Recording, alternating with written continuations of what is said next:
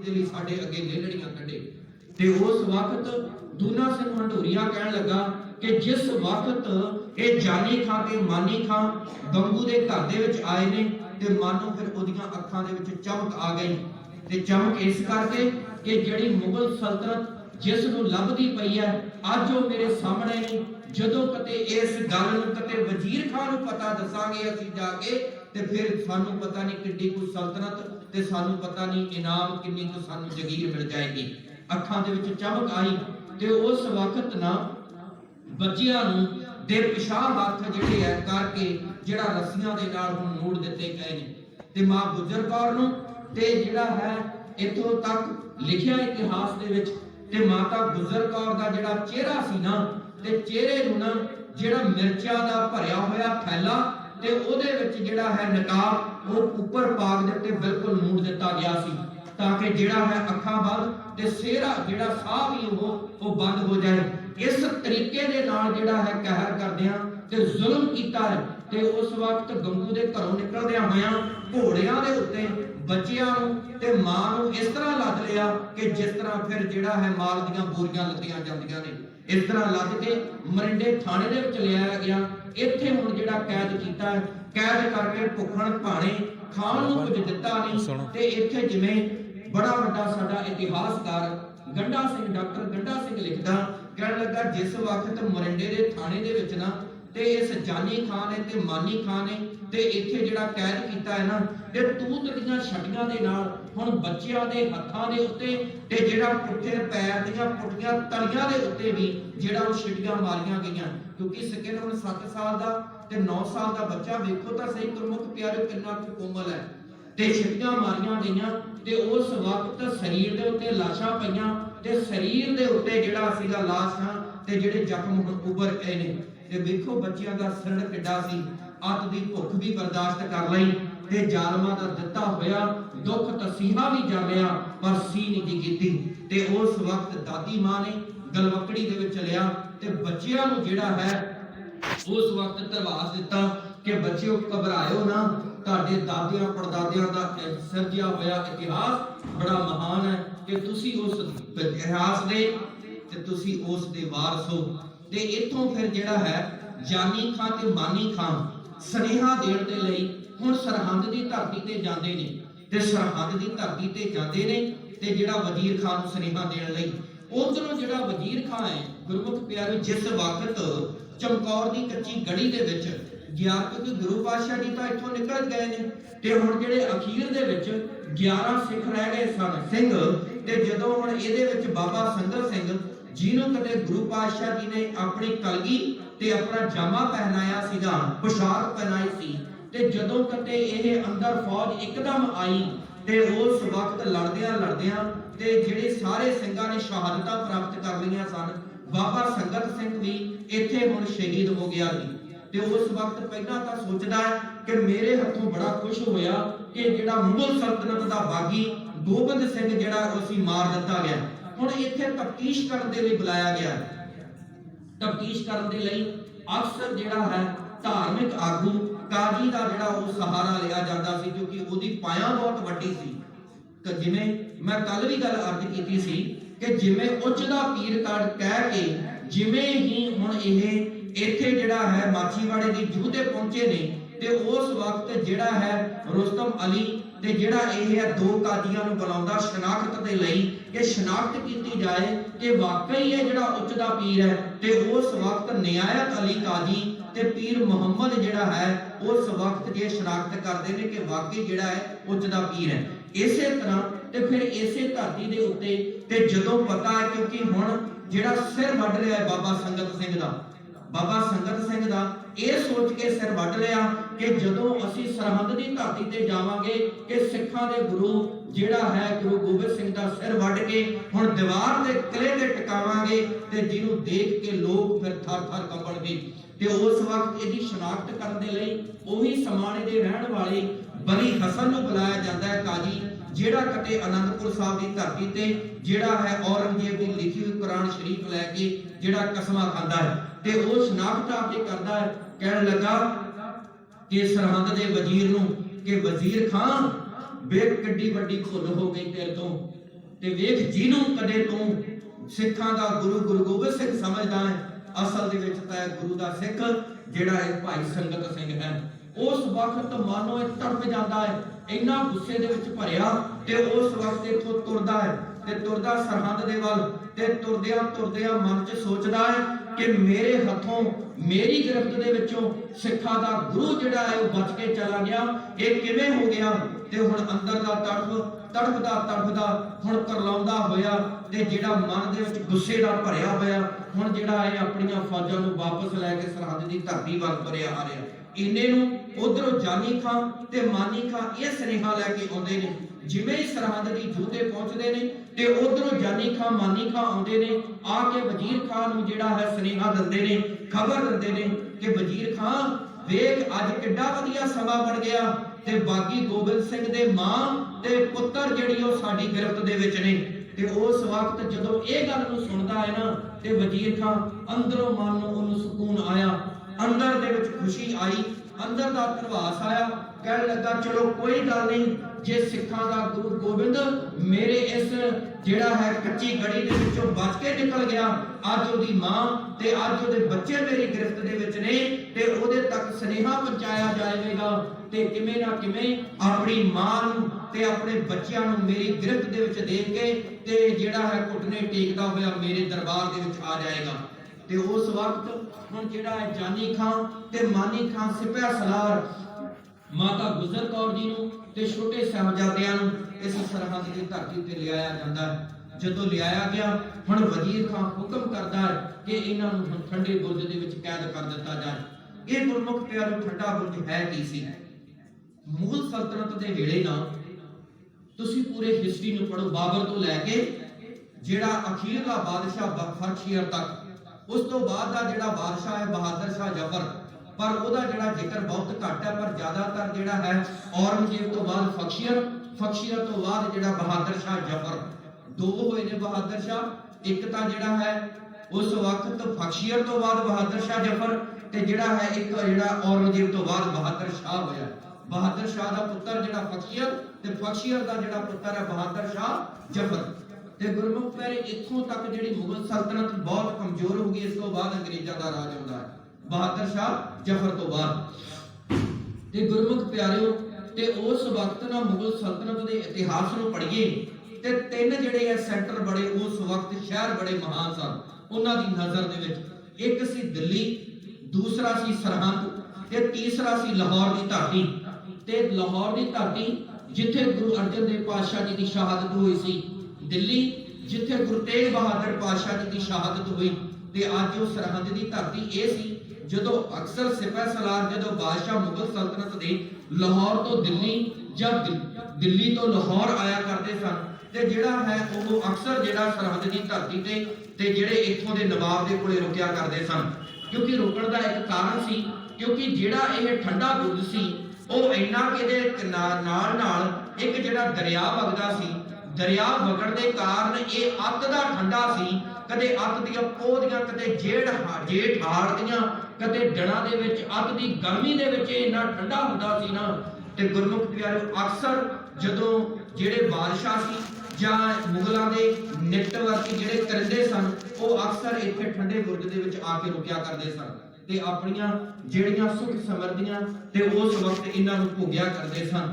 ਤੇ ਜਿਹੜਾ ਗੁਰਮੁਖ ਪਿਆਰੇ ਸੋਚ ਕੇ ਵੇਖੋ, ਇੱਕ ਅਹਿਸਾਸ ਸੋਚ ਦੇ ਵਿੱਚ ਲੈ ਕੇ ਵੇਖੀਏ, ਜਿਹੜਾ ਕਦੇ ਅੱਤ ਦੀਆਂ ਗਰਮੀ ਦੀਆਂ ਰੁੱਤਾਂ ਦੇ ਵਿੱਚ ਇੰਨਾ ਠੰਡਾ ਹੁੰਦਾ ਸੀ, ਇੰਨਾ ਠੰਡਾ ਬੁੱਲਾ ਹੁੰਦਾ ਸੀ, ਤੇ ਉਸ ਵਕਤ ਕਦੇ ਵੇਖੋ ਕਦੇ ਪੋਹ ਦੀਆਂ ਰਾਤਾਂ, ਅੱਤ ਦੀਆਂ ਠੰਡੀਆਂ ਰਾਤਾਂ ਦੇ ਵਿੱਚ ਕਿੰਨਾ ਕੁ ਠੰਡਾ ਹੋਵੇਗਾ, ਤੇ ਕਿੰਨਾ ਕੁ ਠੰਡਾ। ਤੇ ਉਸ ਵਕਤ ਨਾ ਤੇ ਇੱਥੇ ਹੁਣ ਠੰਡੇ ਬੁਰਜ ਦੇ ਵਿੱਚ ਹੁਣ ਕੈਦ ਕੀਤਾ ਗਿਆ, ਨਜ਼ਰਬੰਦ ਕਰ ਦਿੱਤਾ ਗਿਆ। ਆਸੇ ਪਾਸੇ ਸਿਪਾਹੀ ਖੜ ਗਏ, ਤੇ ਸਿਪਾਹੀ ਹੁਣ ਇੱਥੇ ਵੀ ਭੁੱਖਣ ਪਾਣੇ ਆ। ਤੇ ਜਿਨ੍ਹਾਂ ਕੱਪੜਿਆਂ ਦੇ ਵਿੱਚ ਕਦੇ ਆਨੰਦਪੁਰ ਦਾ ਕਿਲਾ ਛੱਡਿਆ ਸੀ, ਉਹੀ ਤਰਾਂਦਿਆਂ ਕਦੇ ਉਹੀ ਤਲ ਦੇ ਉੱਤੇ ਕੱਪੜੇ ਨੇ। ਉਸੇ ਤਰ੍ਹਾਂ ਤਲਦੇ ਹੋਏ ਪਾਏ ਹੋਏ ਕੱਪੜੇ ਕਿਤੇ ਨਾ ਕਿਤੇ ਜਾ ਕੇ ਲੀਰੋ ਲੀਰ ਵੀ ਹੋ ਗਏ ਨੇ। ਤੇ ਮਾਤਾ ਗੁਜਰ ਕੌਰ ਹੁਣ ਆਪਣੇ ਬੱਚਿਆਂ ਨੂੰ, ਆਪਣੇ ਪੁੱਤਰਿਆਂ ਨੂੰ ਹੁਣ ਗੁਲਾਮੀ ਦੇ ਵਿੱਚ ਲੈਂਦਿਆਂ ਹੋਇਆਂ ਤੇ ਫੇਰ ਹੁਣ ਪਿਆਰ ਤੇ ਨਿਕ ਦਿੰਦੀ ਹੈ। ਤੇ ਗੁਰਮੁਖ ਪਿਆਰਿਓ, ਇੰਨੇ ਨੂੰ ਨਾ ਜਿਵੇਂ ਹੁਣ ਖਬਰ ਪਤਾ ਲੱਗਦੀ ਹੈ, ਇਸੇ ਨਗਰ ਦਾ ਰਹਿਣ ਵਾਲਾ ਜਿਹੜਾ ਮੋਤੀ ਰਾਮ ਮਹਿਰਾ। ਇਹ ਵੀ ਆਉਂਦਾ ਹੈ ਕਦੇ ਪਹਿਲੇ ਰਾਤ ਤੱਕ ਤੇ ਜਿਹੜਾ ਹੈ ਉਹ ਛੁਪਦਿਆਂ ਛਪਾਉਂਦਿਆਂ ਕਦੇ ਮਾਤਾ ਜੀ ਦੇ ਲਈ ਨਾ ਹੁਣ ਜਿਹੜਾ ਘਰੋਂ ਜਿਹੜਾ ਗਰਮ ਕਰਕੇ ਦੁੱਧ ਲਿਆਉਂਦਾ ਹੈ ਤੇ ਉਸ ਵਕਤ ਮਾਤਾ ਜੀ ਤੇ ਬੱਚਿਆਂ ਨੂੰ ਛਕਾਉਂਦਾ ਹੈ। ਤੇ ਜਦੋਂ ਵਾਪਸ ਪਰਤਦਾ ਪਿਆ ਸੀ ਨਾ ਤੇ ਹੁਣ ਜਿਹੜਾ ਮੁਗਲ ਸਲਤਨਤ ਦੇ ਜਿਹੜੇ ਕਰਿੰਦੇ ਸੀ ਸਿਪਾਹੀ ਤੇ ਉਹਨਾਂ ਨੇ ਹੁਣ ਵੇਖ ਲਿਆ, ਕਹਿਣ ਲੱਗਾ ਉਸ ਵਕਤ ਮੋਤੀ ਰਾਮ ਮਹਿਰਾ ਨੂੰ ਕਿਹਾ ਜਾਂਦਾ ਹੈ ਕਿ ਕਿੱਥੋਂ ਆਇਆ, ਤੇ ਉਸ ਵਕਤ ਉਹ ਕਹਿੰਦਾ ਮੈਂ ਕਿਤੇ ਉਸ ਬੱਚਿਆਂ ਨੂੰ ਤੇ ਮਾਤਾ ਜੀ ਨੂੰ ਦੁੱਧ ਪਿਆ ਕੇ ਆਇਆ ਵਾਂ। ਕਹਿਣ ਲੱਗਾ ਇਹ ਕਿਤੇ ਸੇਵਾ ਤੁਸੀਂ ਮੈਨੂੰ ਦੇ ਦਿਓ। ਦੇਖੋ ਕਿਤੇ ਨਾ ਕਿਤੇ ਵੇਖਿਆ ਜਾਵੇ ਤਾਂ ਮੁਗਲ ਸਲਤਨਤ ਦੇ ਵਿੱਚ ਹੁਣ ਲਾਲਚ ਵੀ ਹੈ ਤੇ ਉਸ ਵਕਤ ਉਹ ਕਰਿੰਦੇ ਸਿਪਾਹ ਸਲਾਰ ਕਹਿਣ ਲੱਗਾ ਦੱਸ ਫਿਰ ਇਹਦੇ ਇਵਜ਼ ਦੇ ਵਿੱਚ ਫਿਰ ਦੇਗਾ ਕੀ, ਤੇ ਜੇ ਕਿਤੇ ਤੈਨੂੰ ਦੁੱਧ ਪਿਆਉਣ ਦੀ ਇਜਾਜ਼ਤ ਦੇ ਦਿੱਤੀ ਗਈ ਤੇ ਫਿਰ ਹੁਣ ਤੂੰ ਦੇਗਾ ਕੀ। ਤੇ ਉਸ ਵਕਤ ਕਹਿੰਦਾ ਜੋ ਕੁਝ ਮੇਰੇ ਕੋਲੇ ਹੈ ਤੇ ਉਸ ਵਕਤ ਮੈਂ ਸਾਰਾ ਕੁਝ ਤੁਹਾਨੂੰ ਦੇ ਦੇਵਾਂਗਾ। ਤੇ ਇਹ ਘਰੇ ਜਾਂਦਾ ਆਪਣੀ ਘਰਵਾਲੀ ਦੇ ਨਾਲ ਹੁਣ ਵਿਚਾਰ ਕਰਦਾ ਤੇ ਘਰ ਦੇ ਵਿੱਚ ਜਿੰਨੇ ਕੋ ਗਹਿਣੇ ਪਏ ਹੁੰਦੇ ਤੇ ਇੱਥੋਂ ਤੱਕ ਜਿਹੜਾ ਆਪਣਾ ਘਰ ਹੈ ਉਹ ਵੀ ਗਹਿਣੇ ਪਾ ਕੇ ਜਿੰਨੇ ਕੋ ਕਦੇ ਉਸ ਵਕਤ ਸੋਨੇ ਦੇ ਟਕੇ ਮਿਲਦੇ ਨੇ ਸਾਰੇ ਇਕੱਤਰ ਕਰਕੇ ਤੇ ਜਿਹੜਾ ਹੁਣ ਉਸ ਵਕਤ ਦੇ ਸਿਪੇ ਸਲਾਰ ਨੂੰ ਦਿੱਤੇ ਜਾਂਦੇ ਤੇ ਅਗਲੇ ਦਿਨ ਵੀ ਜਿਹੜੀ ਰਾਤ ਨੂੰ ਹੈ ਉਹ ਜਿਹੜਾ ਹੈ ਉਹ ਦੁੱਧ ਪਿਆਉਂਦਾ ਹੈ ਮੋਤੀ ਰਾਮ ਮਹਿਰਾ। ਤੇ ਗੁਰਮੁਖ ਪਿਆਰਿਓ ਜਦੋਂ ਹੁਣ ਰਾਤ ਬੀਤ ਚੁੱਕੀ ਹੈ ਤੇ ਅਗਲੇ ਦਿਨ ਭੱਲ ਕੇ ਹੁਣ ਸਿਪਾਹੀ ਆਉਂਦੇ ਨੇ। ਸਿਪਾਹੀ ਆ ਕੇ ਕਹਿਣ ਲੱਗੇ ਬੱਚਿਆਂ ਦੀ ਮਾਂ, ਕਹਿਣ ਲੱਗੇ ਮਾਂ ਦੇਖ ਤੇ ਤੇਰੇ ਬੱਚਿਆਂ ਨੂੰ ਹੁਣ ਲੈ ਕੇ ਜਾਣਾ, ਸੂਬੇ ਦੀ ਕਚਹਿਰੀ ਲੱਗ ਚੁੱਕੀ ਹੈ, ਸੂਬੇ ਦੀ ਕਚਹਿਰੀ ਦੇ ਵਿੱਚ ਤੇਰੇ ਬੱਚਿਆਂ ਦੀ ਪੇਸ਼ੀ ਹੈ, ਇਹਨਾਂ ਨੂੰ ਬੁਲਾਇਆ ਗਿਆ ਹੈ ਤੇ ਇਹਨਾਂ ਬੱਚਿਆਂ ਨੂੰ ਅਸੀਂ ਲੈਣ ਆਏ ਹਾਂ ਤੇ ਤੂੰ ਇਹਨਾਂ ਨੂੰ ਬੱਚਿਆਂ ਨੂੰ ਜਿਹੜਾ ਹੁਣ ਸਾਡੇ ਨਾਲ ਤੋਰ ਦੇ, ਇਹ ਵੀ ਤੇਰੇ ਲਈ ਮੁਨਾਸਿਬ ਗੱਲ ਹੈ। ਤੇ ਉਸ ਵਕਤ ਜਦੋਂ ਹੁਣ ਬੱਚਿਆਂ ਨੂੰ ਦਾਦੀ ਮਾਂ ਤੋਰਨ ਲੱਗਦੀ ਹੈ ਤੇ ਬੱਚਿਆਂ ਨੂੰ ਮਾਂ ਕਹਿਣ ਲੱਗੀ ਬੱਚਿਓ ਉਹ ਤੁਹਾਡਾ ਵਿਰਸਾ ਬੜਾ ਮਹਾਨ ਹੈ, ਉਹ ਵੇਖ ਤੁਹਾਡੇ ਦਾਦਿਆਂ ਨੇ ਬਾਬਿਆਂ ਨੇ ਪੜਦਾਦਿਆਂ ਨੇ ਕਦੇ ਕੋਈ ਤਤੀਆਂ ਤਵੀਆਂ ਤੇ ਬੈਠ ਗਿਆ, ਕੋਈ ਚਾਂਦਨੀ ਚੌਕ ਦੇ ਵਿੱਚ ਜਿਹੜਾ ਆਪਣਾ ਸੀਸ ਕਤਲ ਕਰਾ ਕੇ ਵੀ ਸ਼ਹਾਦਤਾਂ ਪ੍ਰਾਪਤ ਕਰਕੇ ਉਹ ਕਿਸੇ ਦੇ ਅੱਗੇ ਝੁਕਿਆ ਨਹੀਂ, ਕਿਸੇ ਦੇ ਅੱਗੇ ਹਾਰਿਆ ਨਹੀਂ। ਦੇਖੋ ਤੁਸੀਂ ਉਹਦੇ ਵਾਰਸ ਹੋ, ਤੁਸੀਂ ਉਹਦੇ ਪੁੱਤਰ ਪੋਤਰੇ ਹੋ, ਦੇਖਿਓ ਕਦੇ ਝੁਕ ਨਾ ਜਾਇਓ। ਉਹਨਾਂ ਨੇ ਅੱਡੀ ਚੋਟੀ ਦਾ ਜ਼ੋਰ ਲਾਉਣਾ ਹੈ, ਤੁਹਾਨੂੰ ਆਪਣੀ ਗੱਲਾਂ ਦੇ ਵਿੱਚ ਪਲੇਚੇ ਦੇ ਲੈਣ ਦੇ ਲਈ ਬੜਾ ਯਤਨ ਕਰਨਾ ਹੈ, ਪਰ ਬੱਚਿਓ ਵੇਖਿਓ ਕਿਤੇ ਘਬਰਾਇਓ ਨਾ, ਅੱਤ ਦਾ ਭਾਵੇਂ ਉਹ ਤੁਹਾਨੂੰ ਜਿਹੜਾ ਹੈ ਡਰ ਦੇਵੇ, ਘਬਰਾਇਓ ਨਾ। ਦਾਦੀ ਮਾਂ ਦੀ ਸਿੱਖਿਆ ਲੈ ਕੇ ਹੁਣ ਬੱਚੇ ਇੱਥੋਂ ਤੁਰਦੇ ਨੇ। ਇੱਥੇ ਹੁਣ ਬੜੀ ਵੱਡੀ ਇੱਕ ਜਿਹੜੀ ਘਟਨਾ ਵਾਪਰਦੀ ਹੈ ਤੇ ਦੇਖੋ ਜਿਸ ਤੋਂ ਪਤਾ ਲੱਗਦਾ ਕਿ ਉਮਰ ਕਿਤੇ 7 ਸਾਲ ਤੇ 9 ਸਾਲ ਦੀ ਹੈ, ਪਰ ਦੇਖੋ ਸਿਆਣਪ ਕਿੱਡੀ ਵੱਡੀ ਸੀ। ਤੇ ਮੁਗਲ ਸਲਤਨਤ ਨੇ ਇੱਥੇ ਇੱਕ ਹੁਣ ਇਮਤਿਹਾਨ ਇੱਕ ਜਿਹੜਾ ਹੈ ਵਾਕਿਆ ਕੀ ਵਿਉਂਤ ਕੀ ਘੜੀ ਹੈ ਕਿ ਜਿਹੜੀ ਉਸ ਵਕਤ ਜਦੋਂ ਕਚਹਿਰੀ ਦੇ ਵਿੱਚ ਜਾਣ ਲੱਗਣਾ ਤੇ ਜਿਹੜਾ ਮੇਨ ਦਰਵਾਜ਼ਾ ਸੀ, ਜਿਹੜਾ ਵੱਡਾ ਦਰਵਾਜ਼ਾ ਸੀ, ਉਹਨੂੰ ਨਾ ਖੋਲ ਕੇ ਨਾ ਉਸ ਕਚਹਿਰੀ ਦੀ ਜਿਹੜਾ ਦਰਬਾਰ ਦਾ ਛੋਟਾ ਜਿਹਾ ਦਰਵਾਜ਼ਾ ਜਿਸ ਨੂੰ ਕਿਤੇ ਅੰਦਰ ਜਾਣ ਲੱਗਿਆ ਝੁਕ ਕੇ ਜਿਹੜਾ ਹੈ ਉਹ ਜਾਇਆ ਕਰਨਾ ਪੈਂਦਾ ਸੀ। ਤੇ ਉਸ ਵਕਤ ਜਦੋਂ ਹੁਣ ਸਿਪਾਹੀ ਅੱਗੇ ਨੇ ਤੇ ਪਿੱਛੇ ਜਿਹੜੇ ਹੁਣ ਬੱਚੇ ਨੇ ਤੇ ਸਿਪਾਹੀਆਂ ਨੇ ਕੀ ਕੀਤਾ ਕਿ ਜਿਸ ਤਰ੍ਹਾਂ ਅਸੀਂ ਝੁਕ ਕੇ ਅੰਦਰ ਜਾਵਾਂਗੇ ਸਾਨੂੰ ਵੇਖ ਕੇ ਜਿਹੜੇ ਹੈ ਬੱਚੇ ਵੀ ਹੁਣ ਝੁਕ ਕੇ ਜਾਣਗੇ। ਤੇ ਜਦੋਂ ਅੰਦਰ ਝੁਕ ਕੇ ਜਾਣਗੇ ਤੇ ਅੰਦਰ ਖੜਾ ਹੁਣ ਸੁੱਚਾ ਆਨੰਦ ਤੇ ਦਰਬਾਰੀਆਂ ਦੇ ਵਿੱਚ ਸਿਪਾਹ ਸਲਾਰ ਦੇ ਵਿੱਚ ਖੜ ਕੇ ਤਾੜੀਆਂ ਮਾਰ ਕੇ ਕਹਿ ਦੇਗਾ ਕਿ ਜਿਹੜਾ ਹੈ ਸਿੱਖਾਂ ਦੇ ਗੁਰੂ ਗੋਬਿੰਦ ਸਿੰਘ ਦੇ ਬੱਚਿਆਂ ਨੂੰ ਉਹ ਜਿਹੜੇ ਨੇ ਉਹ ਦਰਬਾਰ ਦੇ ਵਿੱਚ ਪੇਸ਼ ਹੋਏ ਤੇ ਵਜ਼ੀਰ ਖਾਨ ਦੇ ਅੱਗੇ ਹੁਣ ਸਾਰੇ ਝੁਕ ਗਏ ਨੇ, ਬੱਚੇ ਝੁਕ ਗਏ।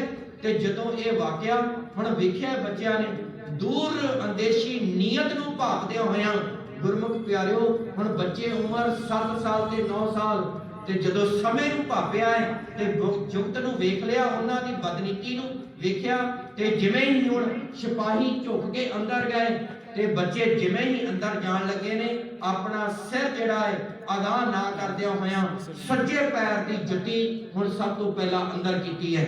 ਜਿਵੇਂ ਹੀ ਅੰਦਰ ਕੀਤੀ ਜਦੋਂ ਵਜ਼ੀਰ ਖਾਨ ਤਖਤ ਤੇ ਬੈਠਾ ਸੀ, ਜਦੋਂ ਉਹਨੇ ਵੇਖੀ ਸੁੱਚਾ ਆਨੰਦ ਦੇ ਹੋਸ਼ ਉੱਡ ਗਏ ਤੇ ਜਿਹੜਾ ਵਜ਼ੀਰ ਖਾਨ ਸੀ ਉਹ ਤਿਲਮਲਾ ਉੱਠਿਆ, ਗੁੱਸੇ ਦਾ ਭਰਿਆ, ਕਹਿੰਦੇ ਮੈਂ ਤਾਂ ਸੋਚਦਾ ਸਾਂ ਉਮਰ ਕਿਤੇ 7 ਸਾਲ ਦੀ 9 ਸਾਲ ਦੀ ਉਮਰ ਉਹ ਇਹਨਾਂ ਨੂੰ ਕਿਤੇ ਮੈਂ ਆਪਣੀ ਗੱਲਾਂ ਦੇ ਵਿੱਚ ਪੁਚਕਾਰ ਦਵਾਂਗਾ, ਉਹ ਇਹ ਤਾਂ ਮੇਰੇ ਸਾਹਮਣੇ ਕੀ ਨੇ ਤੇ 7 ਸਾਲ ਤੇ 9 ਸਾਲ ਦੀਆਂ ਉਮਰਾਂ ਕੀ ਨੇ। ਜਦੋਂ ਹੁਣ ਦਰਬਾਰ ਦੇ ਵਿੱਚ ਆਏ ਤੇ ਭਰੇ ਦਰਬਾਰ ਦੇ ਵਿੱਚ ਤੇ ਫਿਰ 7 ਸਾਲ ਤੇ 9 ਸਾਲ ਦੇ ਬੱਚੇ ਬਾਬਾ ਜੋਰਾਵਰ ਸਿੰਘ ਤੇ ਬਾਬਾ ਫਤਿਹ ਸਿੰਘ ਨੇ ਤੇ ਭਰੇ ਦਰਬਾਰ ਦੇ ਵਿੱਚ ਫਿਰ ਫਤਿਹ ਗਜ਼ਾਈ। ਵਾਹਿਗੁਰੂ ਜੀ ਕਾ ਖਾਲਸਾ ਵਾਹਿਗੁਰੂ ਜੀ ਕੀ ਫਤਿਹ। ਜਦੋਂ ਭਰੇ ਦਰਬਾਰ ਦੇ ਵਿੱਚ ਫਤਿਹ ਬੁਲਾਈ ਤੇ ਉਸ ਵਕਤ ਇੱਕ ਵਕਤ ਦਾ ਸਨਾਟਾ ਛਾ ਗਿਆ ਤੇ ਮਾਨੋ ਜਿਹੜਾ ਸੀ ਚਿਹਰਾ ਜਿਹੜਾ ਸੀ ਵਜ਼ੀਰ ਖਾਨ ਦਾ ਤੇ ਉਹ ਵੀ ਜਿਹੜਾ ਚਿਹਰੇ ਤੋਂ ਰੌਣਕ ਉੱਡ ਗਈ ਹੈ।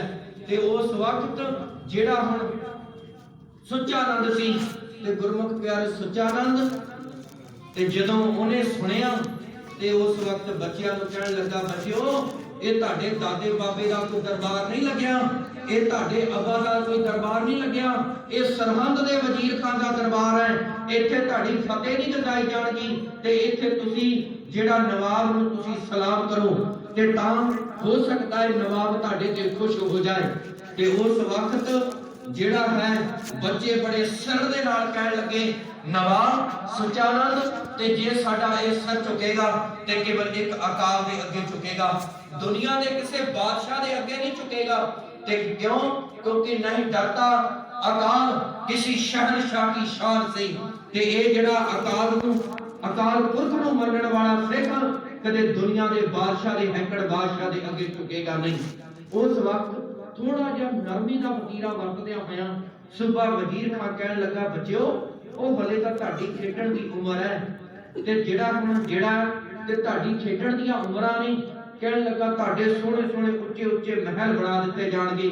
ਕੀ ਤੁਹਾਨੂੰ ਪਤਾ ਹੈ ਤੁਹਾਡਾ ਜਿਹੜਾ ਅੱਬਾ ਹੈ, ਤੁਹਾਡਾ ਪਿਤਾ, ਉਹ ਸਾਡੇ ਹੱਥੋਂ ਮਾਰਿਆ ਗਿਆ ਹੈ, ਤੁਹਾਡੇ ਭਰਾ ਅਸੀਂ ਮਾਰ ਦਿੱਤੇ ਨੇ, ਤੁਹਾਡੇ ਸਿੱਖ ਸਿਪਾਹੀ ਅਸੀਂ ਮਾਰ ਦਿੱਤੇ ਨੇ।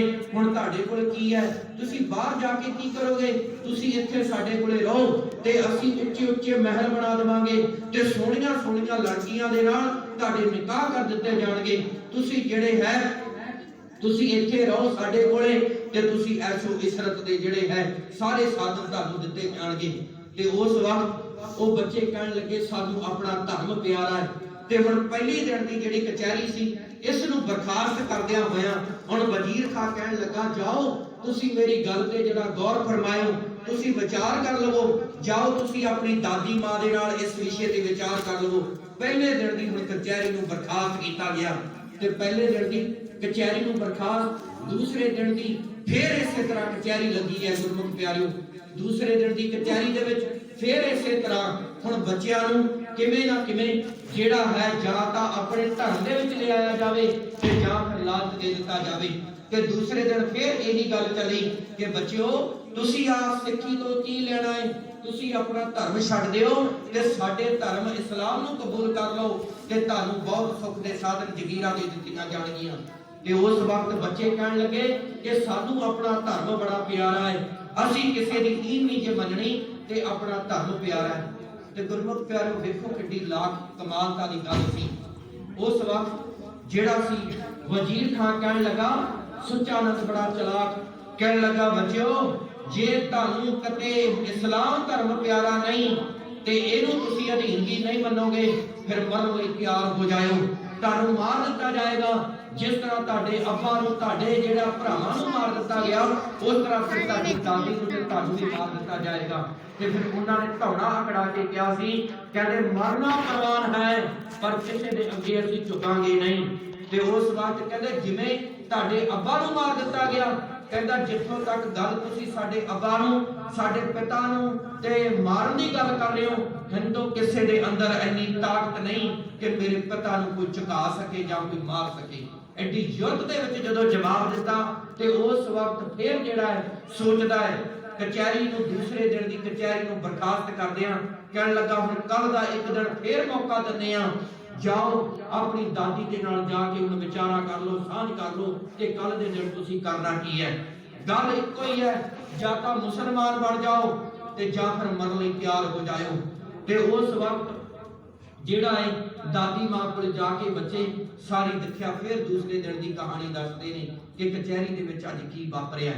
ਤੇ ਇਧਰ ਹੁਣ ਜਿਹੜਾ ਹੈ ਵਜ਼ੀਰ ਖਾਨ ਬੜੀ ਬਦਨੀਅਤ ਦਾ ਬਣ ਚੁੱਕਾ ਹੈ, ਅੰਦਰ ਦੀ ਕਪਟ ਬੜਾ ਜਾਗ ਚੁੱਕਾ ਹੈ। ਕਿਉਂਕਿ ਜੇ ਇਸਲਾਮੀ ਸ਼ਰਅ ਦੇ ਮੁਤਾਬਕ ਦੇਖੀਏ ਨਾ ਤੇ ਬੱਚਿਆਂ ਦੇ ਤੇ ਔਰਤ ਤੇ ਜ਼ੁਲਮ ਕਰਨਾ ਪਾਪ ਹੈ, ਪਰ ਹੁਣ ਕਿਵੇਂ ਨਾ ਕਿਵੇਂ ਤਰੀਕਾ ਵਰਤ ਲਵਾਂ ਕਿ ਜਿਹੜੀ ਗਿਰਫਤ ਦੇ ਵਿੱਚ ਜਿਹੜੀ ਹੈ ਗੁਰੂ ਦੀ ਮਾਂ ਤੇ ਜਿਹੜੇ ਗੁਰੂ ਦੇ ਪੁੱਤਰ ਹੱਥ ਦੇ ਵਿੱਚ ਆ ਜਾਏ ਨੇ ਤੇ ਇਹਨਾਂ ਨੂੰ ਜਾਂ ਤਾਂ ਮੁਸਲਮਾਨ ਬਣਾ ਲਵਾਂ ਤੇ ਫਿਰ ਜਾਂ ਫਿਰ ਮੌਤ ਦੇ ਘਾਟ ਉਤਾਰ ਦੇਵਾਂ, ਇਹਨਾਂ ਨੂੰ ਛੱਡਾਂ ਨਾ ਤੇ ਇਹਦੇ ਵਿੱਚ ਹੀ ਮੇਰੀ ਬਹੁਤ ਵੱਡੀ ਜਿੱਤ ਹੋਵੇਗੀ। ਹੁਣ ਕਾਜੀ ਦੇ ਨਾਲ ਸਲਾਹ ਕੀਤੀ ਜਾਂਦੀ ਹੈ ਕਿ ਕਿਸ ਤਰ੍ਹਾਂ ਕੀਤਾ ਜਾਏ, ਤੇ ਕਾਜੀ ਫਿਰ ਇੱਕ ਨੁਕਤਾ ਦਿੰਦਾ ਹੈ। ਕਹਿੰਦਾ ਕਾਜੀ ਕਹਿੰਦਾ ਮੁਗਲ ਸਲਤਨਤ ਦੇ ਵਿੱਚ ਨਾ ਇੱਕ ਕਾਨੂੰਨ ਸੀ ਕਿ ਜਿਸ ਪ੍ਰਸਤਾਵ ਨੂੰ ਜਿਹੜਾ ਹੈ ਹਿੰਦੁਸਤਾਨ ਦੇ ਬਾਦਸ਼ਾਹ ਤੱਕ ਪਹੁੰਚਾਇਆ ਜਾਣਾ ਸੀ, ਤੇ ਉਸ ਜਿਹੜਾ ਪ੍ਰਸਤਾਵ ਨੂੰ ਪਾਸ ਕਰਾਉਣਾ ਹੋਵੇ ਤੇ ਉਸ ਪ੍ਰਸਤਾਵ ਦੇ ਉੱਤੇ ਤੇ ਘੱਟੋ ਘੱਟ ਪੰਜ ਨਵਾਬਾਂ ਦੇ ਸਾਈਨ ਹੋਣੇ ਜ਼ਰੂਰੀ ਸੀ। ਜੇ 5 ਨਾ ਹੋਣ ਤੇ ਘੱਟੋ ਘੱਟ 2 ਹੋਣੇ ਜ਼ਰੂਰ ਸ਼ਾਸਕੀ ਸਹਿਮਤੀ ਚਾਹੀਦੀ ਸੀ। ਇਸੇ ਕਰਕੇ ਕਾਜੀ ਦੀ ਰਣਨੀਤੀ ਵਰਤਦਿਆਂ ਹੋਇਆਂ ਜਿਹੜਾ ਸੂਬਾ ਜਿਹੜਾ ਸਰਹੰਦ ਦਾ ਵਜ਼ੀਰ ਖਾਨ ਸੀ, ਉਹਨੇ ਜਿਹੜਾ ਹੈ ਮਲੇਰਕੋਟਲੇ ਦੇ ਨਵਾਬ ਸ਼ੇਰ ਮੁਹੰਮਦ ਨੂੰ ਬੁਲਾਇਆ ਗਿਆ ਅਗਲੇ ਤੀਜੇ ਦਿਨ ਦੀ ਕਚਹਿਰੀ ਦੇ ਵਿੱਚ। ਉਹ ਆਇਆ ਤੇ ਜਦੋਂ ਆਇਆ ਤੇ ਉਹਦੇ ਸਾਹਮਣੇ ਹੁਣ ਜਿਹੜਾ ਹੈ ਵਜ਼ੀਰ ਖਾਨ ਬੜੀਆਂ ਮਿੱਠੀਆਂ ਗੱਲਾਂ ਕਰਦਾ ਹੈ, ਉਹਨੂੰ ਪੁਚਕਾਰਦਾ ਹੈ ਕਿਵੇਂ ਨਾ ਕਿਵੇਂ ਇਹ ਸਾਨੂੰ ਸਹਿਮਤੀ ਦੇ ਦੇ, ਤੇ ਜੇ ਸਹਿਮਤੀ ਇਹਦੀ ਮਿਲ ਗਈ ਨਾ ਤੇ ਬੱਚਿਆਂ ਨੂੰ ਕਤਲ ਕਰਨ ਦੇ ਵਿੱਚ ਬੜਾ ਸੌਖਾ ਰਾਹ ਹੋ ਜਾਏਗਾ। ਕਾਜੀ ਕਹਿਣ ਲੱਗਾ ਤੇ ਮੈਂ ਵੀ ਆਪਣੀ ਜਿਹੜੀ ਹੈ ਤੁਹਾਨੂੰ ਸਹਿਮਤੀ ਦੇ ਦੇਵਾਂਗਾ ਤੇ ਇਹਦੇ ਇਵਜ਼ ਦੇ ਵਿੱਚ ਮੈਨੂੰ ਦਿਓਗੇ ਕੀ।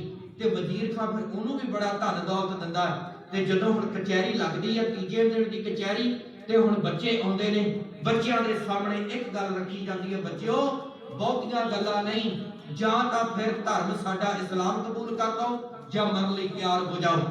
ਉਹ ਫਿਰ ਉਸੇ ਗੱਲ ਤੇ ਖੜੇ ਰਹੇ ਕਿ ਸਾਨੂੰ ਆਪਣਾ ਧਰਮ ਪਿਆਰਾ ਹੈ ਤੇ ਅਸੀਂ ਮਰਨਾ ਪਰਵਾਨ ਹੈ, ਪਰ ਅਸੀਂ ਆਪਣੇ ਧਰਮ ਤੇ ਪੈਰਾ ਦੇਵਾਂਗੇ।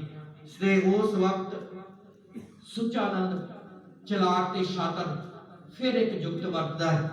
ਕਹਿਣ ਲੱਗਾ ਬੱਚਿਓ ਜੇ ਤੁਹਾਨੂੰ ਅਸੀਂ ਛੱਡ ਦਿੱਤਾ ਤੇ ਫਿਰ ਤੁਸੀਂ ਕੀ ਕਰੋਗੇ। ਤੇ ਕਿਉਂਕਿ ਜਿਹੜੇ ਉਸ ਵਕਤ ਬੈਠੇ ਦਰਬਾਰੀ, ਵਜ਼ੀਰ ਖਾਨ ਇੱਕ ਗੱਲ ਮਨ ਦੇ ਵਿੱਚ ਸੋਚਦਾ ਹੈ ਕਿ ਜਿੰਨੇ ਵੀ ਹੁਣ ਦਰਬਾਰੀ ਬੈਠੇ ਨੇ ਤੇ ਜੇ ਕਿਤੇ ਇਹਨਾਂ ਸਾਰਿਆਂ ਦੀ ਸਾਨੂੰ ਸਹਿਮਤੀ ਤਾਂ ਮਿਲ ਸਕਦੀ ਹੈ, ਕਿਉਂਕਿ ਇਸ ਵਕਤ ਦੀ ਕਚਹਿਰੀ ਤੱਕ ਜਿਹੜੇ ਸਨ, ਹੁਣ ਵਜ਼ੀਰ ਖਾਨ ਵੀ ਅੰਦਰ ਤੱਕ ਦਾ ਇਹ ਗੱਲ ਜਾਣ ਚੁੱਕਾ ਸੀ ਕਿ ਜਿਹੜਾ ਹੁਣ ਇਹਨੂੰ ਕਿਤੇ ਨਾ ਕਿਤੇ ਰਿਹਾ ਕਰਨਾ ਪੈਣਾ ਵਾ। ਤੇ ਉਸ ਵਕਤ ਕੁਝ ਸਮੇਂ ਦੇ ਲਈ ਹੁਣ ਸਨਾਟਾ ਛਾ ਜਾਂਦਾ। ਸੁਚਾਨੰਦ ਸੋਚਦਾ ਹੈ ਕਿ ਹੁਣ ਵਜ਼ੀਰ ਖਾਨ ਜਿਹੜਾ ਹੈ ਅੰਦਰੋਂ ਕਦੇ ਕਮਜ਼ੋਰ ਨਾ ਹੋ ਜਾਏ ਤੇ ਕਮਜ਼ੋਰ ਹੁੰਦਿਆਂ ਹੋਇਆਂ ਕਦੇ ਇਹਦੀ ਰਿਹਾਈ ਦੀ ਗੱਲ ਨਾ ਤੁਰ ਪਵੇ। ਤੇ ਜਿਹੜਾ ਕਦੇ ਰਾਜ ਦੇ ਵਿੱਚ ਇਸ ਵਕਤ ਦਰਬਾਰ ਦੇ ਵਿੱਚ ਬੈਠੇ ਨੇ ਹੋਰ ਵੀ ਦਰਬਾਰੀ, ਕਦੇ ਬਗਾਵਤ ਨਾ ਉੱਠ ਜਾਏ, ਕਦੇ ਸਾਰੇ ਇਸ ਗੱਲ ਦੀ ਸਹਿਮਤੀ ਨਾ ਦੇ ਦੇਣ ਕਿ ਜਿਹੜਾ ਇਹਨਾਂ ਨੂੰ ਰਿਹਾ ਕਰ ਦਿੱਤਾ ਜਾਏ। ਸੁਚਾਨੰਦ ਬੜੀ ਸ਼ਾਤਰਤਾ ਦੇ ਨਾਲ ਬੱਚਿਆਂ ਨੂੰ ਸਵਾਲ ਕਰਦਾ, ਬੱਚਿਓ ਜੇ ਤੁਹਾਨੂੰ ਛੱਡ ਦਿੱਤਾ ਜਾਏ ਫਿਰ ਤੁਸੀਂ ਕੀ ਕਰੋਗੇ।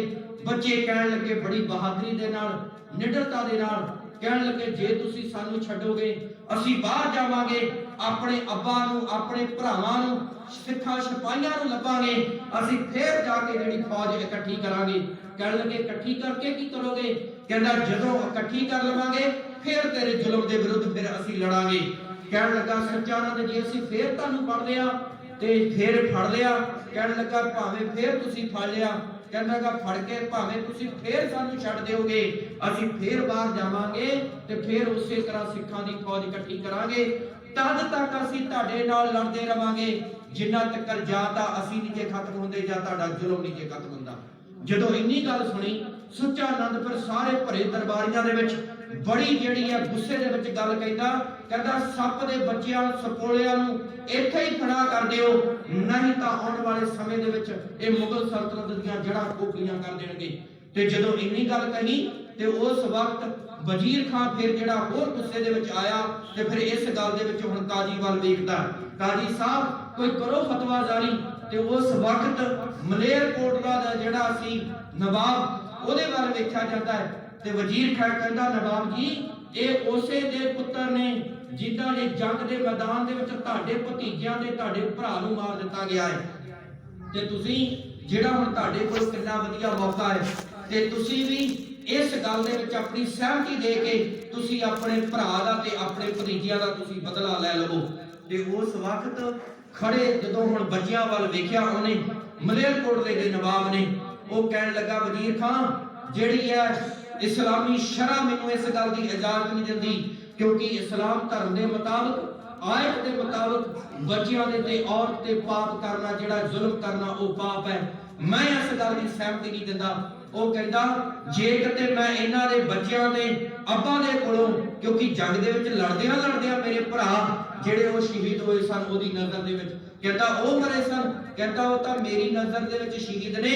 ਕਹਿੰਦਾ ਜੇ ਕਿਤੇ ਮੈਂ ਇਹਨਾਂ ਦੇ ਅੱਬਾ ਕੋਲੋਂ ਬਦਲਾ ਲੈਣਾ ਹੋਇਆ ਨਾ, ਕਹਿੰਦਾ बदला लेंगे हम जंग के मैदान के, खुदा महफूज रखे हमें ऐसे पाप से। कहता मालिक परवरदिगार ते एडे वड्डे पाप नूं जिहदे विच कते मेरी सहमति देण दी गल करदे हो, कते मैं कते ओदे तो खुदा कते ऐसे वड्डे पाप करन तो कते मैं बच जावां। ते गुस्से दे विच इत्थों कचहरी नूं छड्ड के मलेरकोटले दा नवाब चले जांदा है। ते जदों हुण गया ते हुण कुछ सैर लई फिर सन्नाटा। फिर उस वक्त काजी कहन लगा कि ये जमदियां सूलां ते जिहड़े है ये सपोले ते इन्हां नूं फनाकारी दिता जाना चाहिए। कहन लगा हुण कल नूं इन्हां बच्चियां नूं जिहड़ा है नीहां दे विच चिण के जिहड़ा वो कतल कर देना चाहिए है। हुण इस वक्त फतवा जारी होया। हुण सिपाही बच्चियां नूं लैके हुण ठंडे बुर्ज दे विच मां कोले लैके गए ने। मां कोले सारी जिक्या दसी कि मां अज की कहानी किस तरह वापरी है।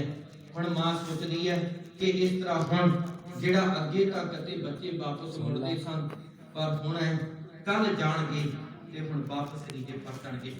कल दिन दा फिर समा आया, दिन चढ़िया, सिपाही आए ते कहण लगे मां तेरे पुत्र हुण लैण लई आए आ।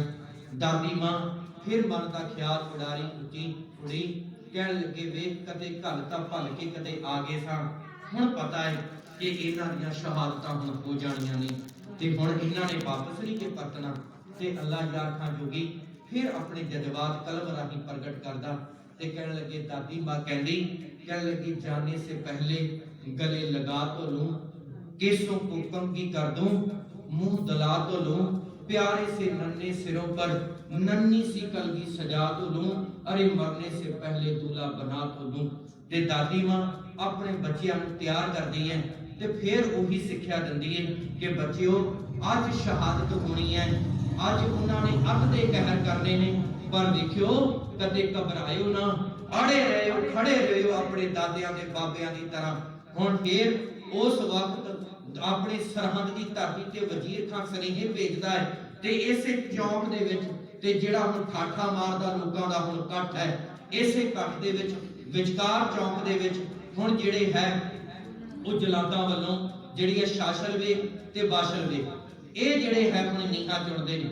ਪਰ ਜਿਹੜੇ ਆ ਜਿਸ ਵਕਤ ਫਤਵਾ ਜਾਰੀ ਹੋਇਆ ਸੀ ਨਾ ਤੇ ਉਸ ਵਕਤ ਜਿਹੜਾ ਵਜ਼ੀਰ ਖਾਂ ਕਹਿਣ ਲੱਗਾ ਤੇ ਇਹਨਾਂ ਨੂੰ ਜਿਹੜਾ ਹੁਣ ਮਾਰੂਗਾ ਕੌਣ, ਜਲਾਦ ਕਿਹਦੀ ਡਿਊਟੀ ਲਾਈ ਜਾਏਗੀ।